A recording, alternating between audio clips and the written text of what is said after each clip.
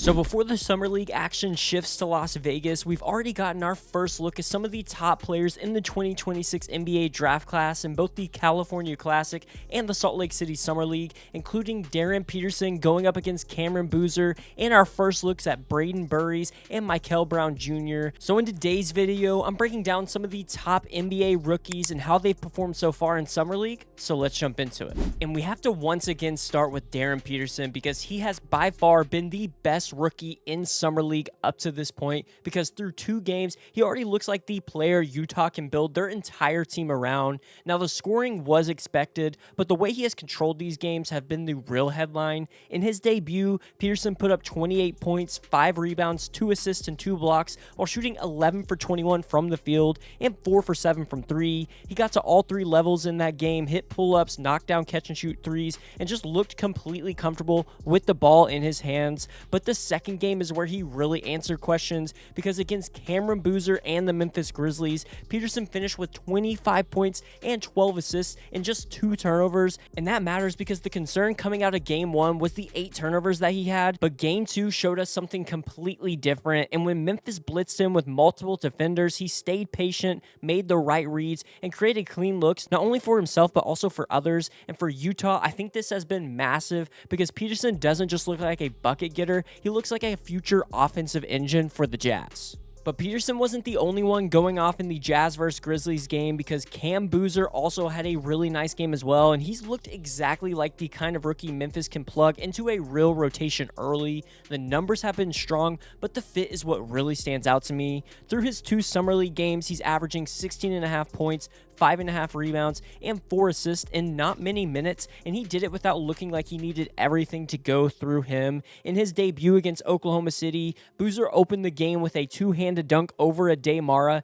and that has set the tone for these past 2 games. He finished with 15 points, 4 rebounds, and 4 assists on 7 for 11 shooting in just 24 minutes against the Thunder. Then in his last matchup against Darryn Peterson in Utah, he came back with 18 points, 7 rebounds, and 4 assists, while shooting 6 for 9 overall from the field and going 4 for 5 from 3. And the 3-point shooting is going to be huge for Memphis. Boozer already has the strength, the passing feel, and the touch to punish teams on the inside, but if he is spacing the floor like he has been, the Grizzlies' front court is going to be even more dominant. And although he's not always flashy, he just looks like one of the more productive, composed, and NBA-ready rookies that we have right now. Then we also have Darius Acuff Jr., and he's been one of the more entertaining rookies in the Summer League so far, and with him, you see the star flashes, but there's also been a few growing pains. Through 2 games, he has averaged 23.5 points, 2.5 rebounds, and 3 assists for the Kings, and Sacramento has given him the freedom to be aggressive, and he has definitely done that. Now, his debut wasn't efficient. He scored 25 points, but he came on 9 for 29 shooting and going 1 for 9 from the 3-point line. But still, to me, the most important part of that was how much pressure he put on the defense. He kept getting downhill, creating contact, and even made the game-winning assist to Neat Clifford. Then in game 2 against Milwaukee, I think Acuff looked a bit more settled. He finished with 22 points, 3 rebounds, 3 assists, 2 blocks, and a steal, while going 4 for 9 from 3 and hitting a big go-ahead 3 late. And for the Kings, I think he is just going to give them the hope that they need. He's going to take tough shots, and the efficiency may come and go at times, but he gives Sacramento a real offensive identity and someone that they can build around. And going up against Acuff in that last game was Brayden Burries, and it was his debut, and although he's only played 1 Summer League game so far, even in the limited minutes, you could see why Milwaukee took him in the lottery with the 10th pick. He finished with 12 points, 2 rebounds, and 1 assist in just 16 minutes of action against Sacramento,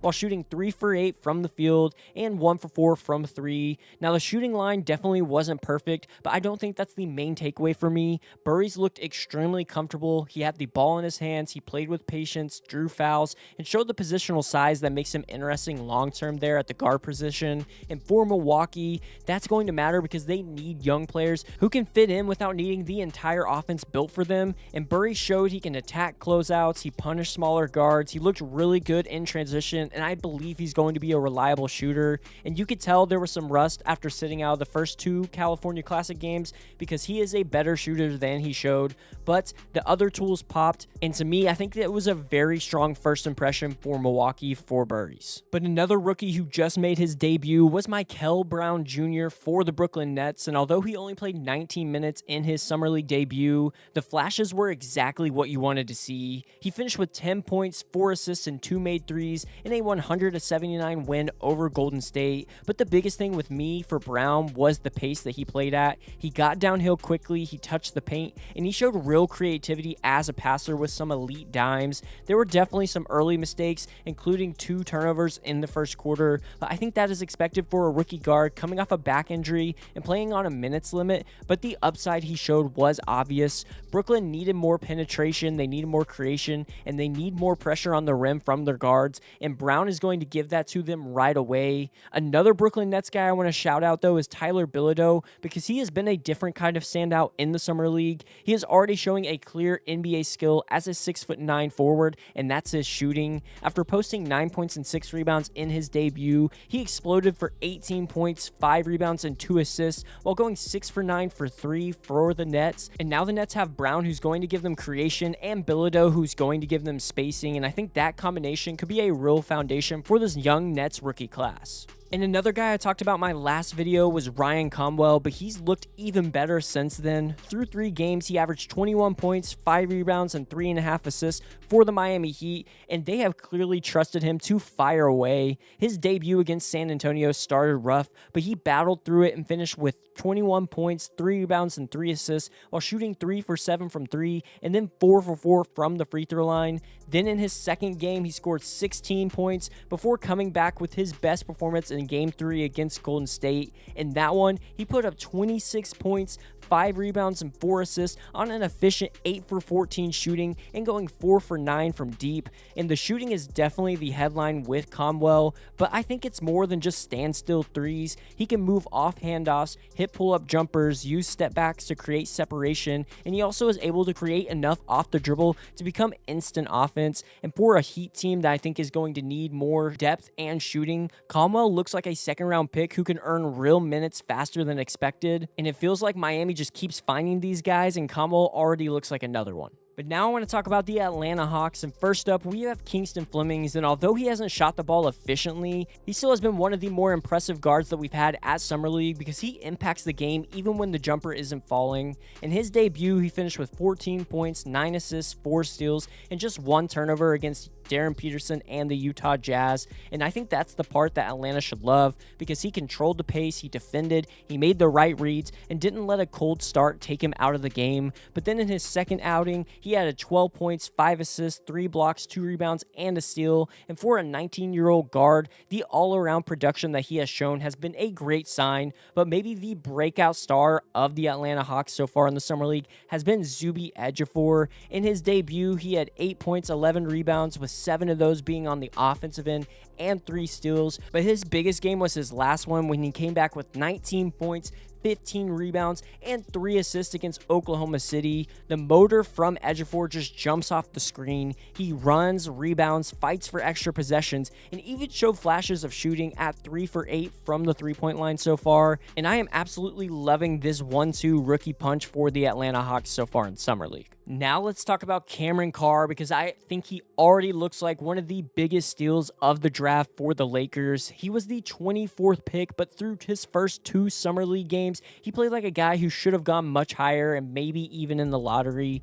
In his debut against Golden State, Carr was the Lakers' best offensive player, finishing with 19 points while shooting 7 for 15 from the field and going 5 for 11 from 3. Then he followed it up with a huge 26-point game to go along with 8 rebounds against San Antonio, shooting 7 for 16 overall and 4 for 9 from deep. And across those first 2 games, he was averaging 22.5 points and 5 rebounds, and the fit with the Lakers is really easy to see. Carr can absolutely space the floor. He's able to move without the ball, attack off movement, and is going to give them athleticism there on the wing, and that's going to be huge next to Luka Doncic and Austin Reeves because he doesn't need to dominate the ball to be effective. His third game was definitely shorter as he only scored 5 points but only played 12 minutes as the Lakers were trying to manage his workload before heading into Vegas. But still, I think what we've seen from Cameron Carr early on goes to show that he is ready to help this Lakers team almost immediately. But now I want to talk about the San Antonio Spurs because to me, their guard Jacoby Gillespie has quietly been one of the better second-round guards that we've had in Summer League.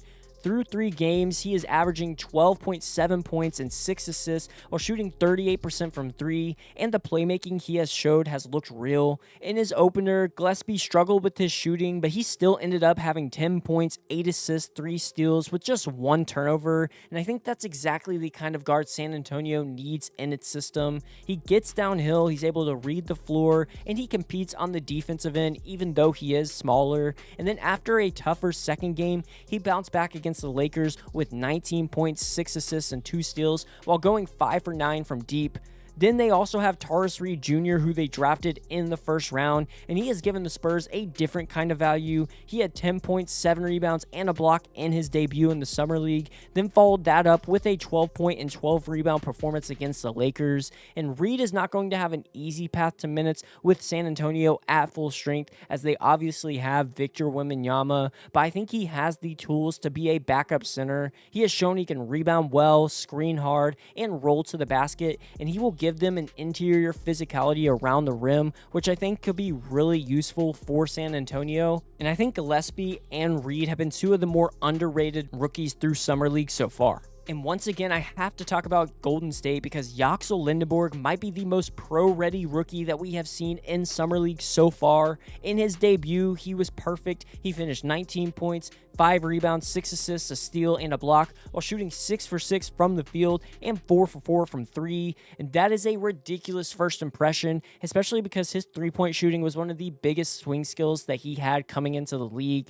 Then in his second game, he added 11 points, 8 rebounds, 2 assists, 2 blocks, and a steal, and he has shown that he can just do it all. And for the Warriors, I think this fit is obvious. Lendeborg can pass, rebound, defend, hit threes, and just play within a movement-heavy system without slowing everything down. But another guy from the Warriors I think has been stepping up has been Nick Boyd, and he has definitely helped himself in the Summer League. The undrafted guard is averaging 12 points and 6 assists, including an 11-point, 10 assist, 6 rebound game against Sacramento, and having 13 points with 5 assists against Brooklyn. And I think Boyd still has more to prove with his shooting and his overall efficiency, but the playmaking he has shown in the Summer League so far has been extremely strong. And although Lendeborg has been the main story for the Warriors for obvious reasons, I think Boyd could be playing himself into a 2-way contract with Golden State if he continues to play like this. But that wraps it up for this one. Let me know in the comments down below what you've thought of the rookies in the NBA Summer League so far and who has been your favorite. Also, if you enjoyed the content, don't forget to drop a like on the video and subscribe to the channel. Thank you so much for watching, and I'll see you in the next one.